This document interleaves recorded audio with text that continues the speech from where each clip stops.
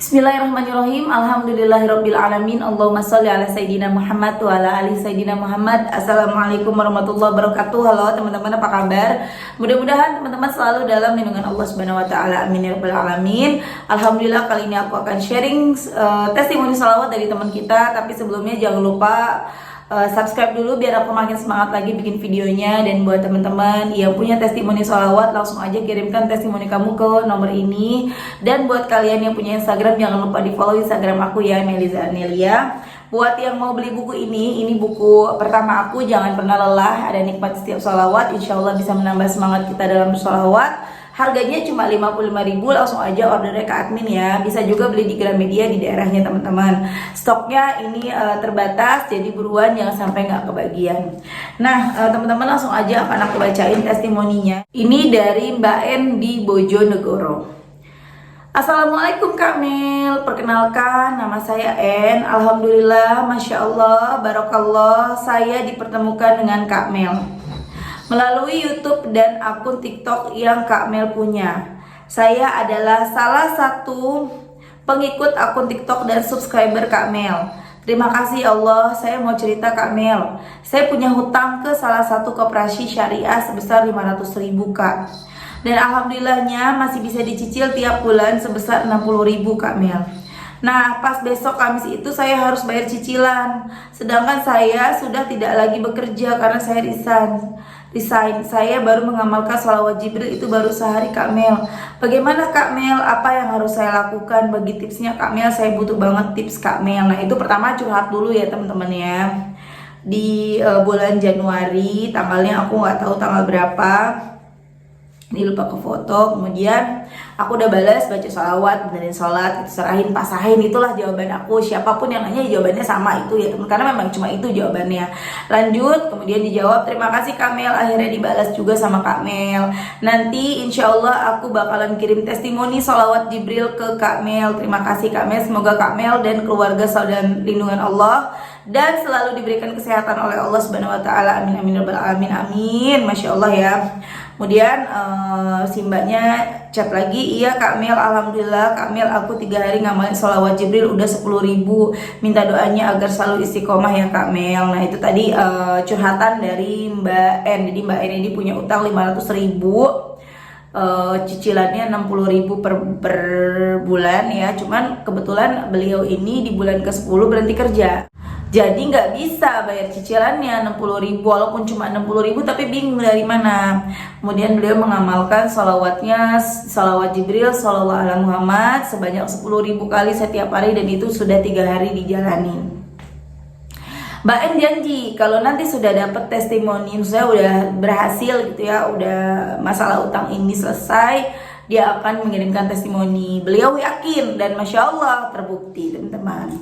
Di tanggal 30 Januari, di tanggal kemarin ya, pokoknya ini kayak kemarin baru masuk chatnya, ini bulan Februari, berarti udah sebulanan ya teman-teman ya. Assalamualaikum Kak Mel. Waalaikumsalam. Sesuai janji aku, ketika aku bisa melunasi hutang aku mau kasih Kak Mel testimoni tentang sholawat Jibril.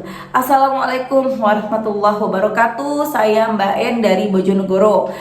Dan tolong nama saya disamarkan aja ya Kak. Saya mau testimoni tentang sholawat Jibril. Saya Mbak N, umur aku 22 tahun. Tahun lalu tepatnya bulan Februari saya ngambil pinjaman uang di bank syariah sebanyak 500.000 untuk DPHP. Pas waktu itu saya masih kerja.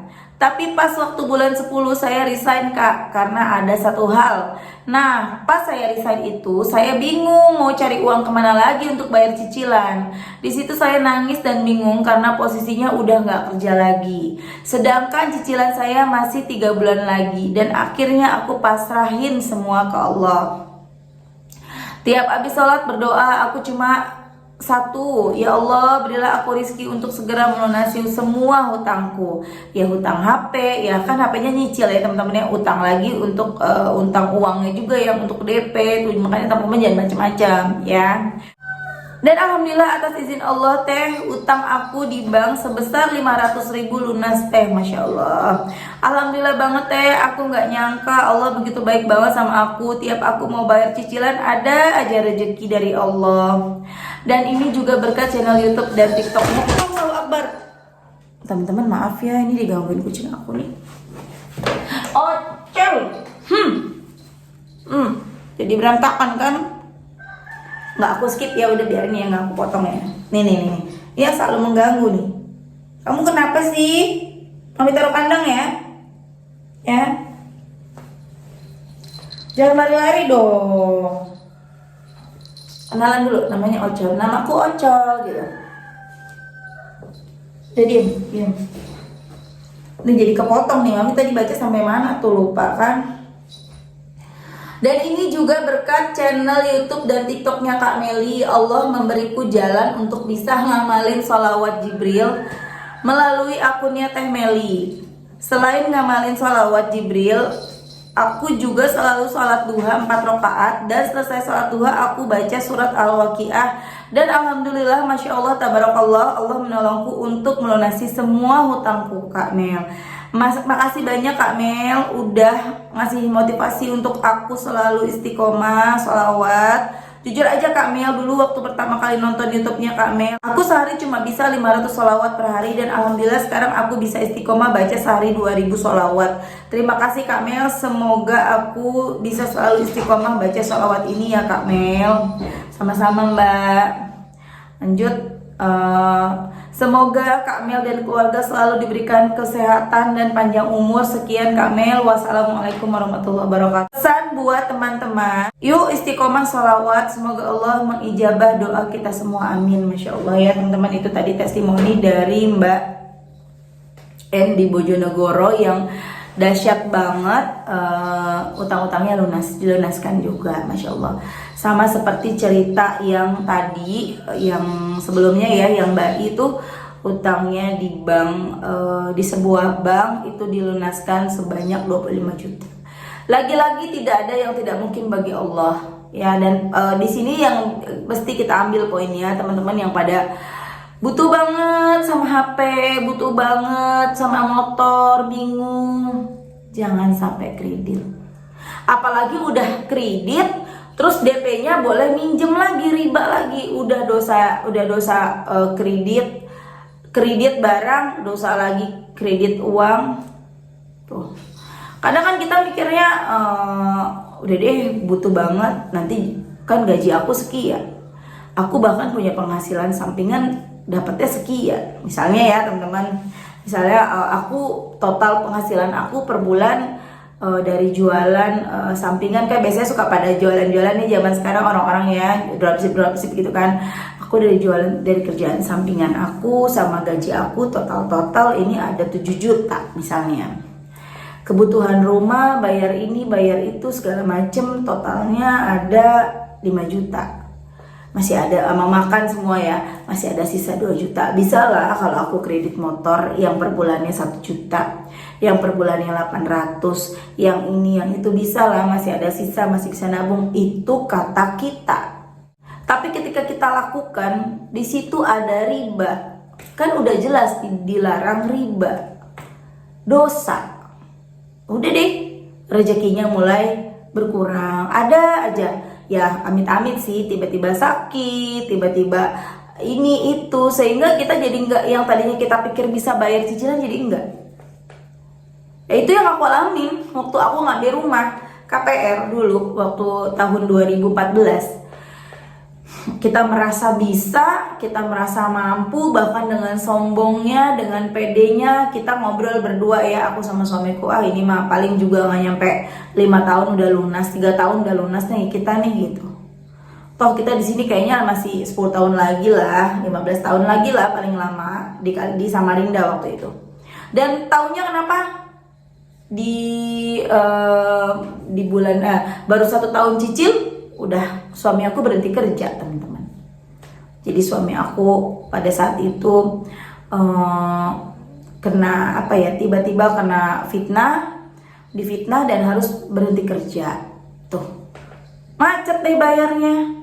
Akhirnya aku waktu itu dagang, aku jualan selama beberapa bulan. Memang alhamdulillah jualannya juga rame gitu ya, bisa untuk bayar cicilan rumah. Tapi pada akhirnya ketika aku tinggal Aku pindah ke Bekasi karena waktu itu aku lagi hamil anak kedua. Jadi aku pindah ke Bekasi. Suami aku dapat kerja di Tarakan yang sekarang aku tempatin di Kalimantan Utara. Akhirnya suami aku ke Tarakan, aku di Bekasi. Usaha dipegang sama adik aku. Dan akhirnya usaha itu nggak jalan lagi. Usaha itu akhirnya tutup. Terseok-seok lah kan, terseok-seok sampai kita akhirnya istiqomah sholawat perlahan-lahan.